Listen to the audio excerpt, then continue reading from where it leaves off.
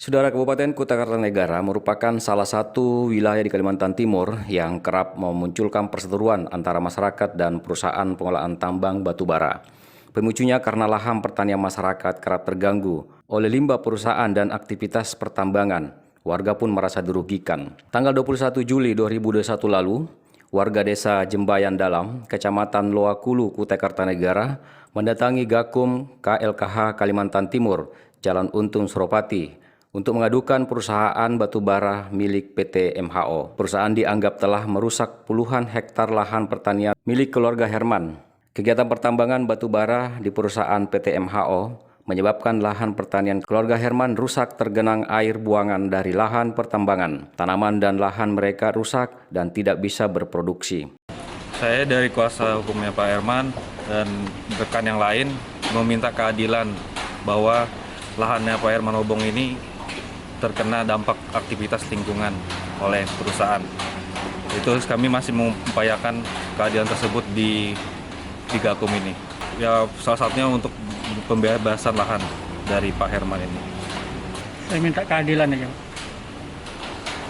Ya, dari air maupun dari rumah juga debu apa segala, rumah pun tidak bisa ditempati, jalan pun rusak masuk ke situ ke rumah. Tanaman ya tanaman tidak bisa di situ. Kalau lahan saya pribadi di situ 1 hektar lebih. Yang lain keluarga. Punya Pak Hamsia, Pak Haji Arsuni, terus Pak Main yang kena dampak itu tadi. Dan berapa keluasan lahan itu? Kalau kurang lebih itu kalau kita hitung mungkin ada sekitar puluhan hektar keseluruhan. Limbah dan genangan air pertambangan di lahan pertanian warga ini sudah berkali-kali dilaporkan ke Dinas Lingkungan Hidup Kalimantan Timur, termasuk kecamatan dan kepolisian, namun belum mendapat tanggapan. Harapan warga mencari keadilan adalah melapor ke Gakum KLHK Kalimantan Timur. Haskia David Asmin, kuasa hukum keluarga Herman, mengatakan pelaporan ke Gakum KLHK ditempuh karena laporan kliennya diabaikan oleh aparat dan pemerintah. Padahal mereka sudah dirugikan karena lahan pertanian tidak bisa lagi dimanfaatkan. Kepala Seksi 2 Gakum KLH Wilayah Samarinda, Anur Rahim, mengaku sudah mendapat laporan dari DLH Kalimantan Timur setelah turun melakukan pengecekan persoalan itu ke lokasi. Laporan DLH Kaltim tidak ditemukan pencemaran perusahaan yang diakibatkan oleh MHO di lahan yang dilaporkan. Namun pihak Gakum KLHK merespon dan akan turun melakukan peninjauan setelah COVID-19 mereda. Aduan itu memang kami benar menerima pengaduan. Ya, pada prinsipnya sebenarnya ini juga pengaduan sudah ditindaklanjuti oleh Dinas LH Provinsi Kaltim ya.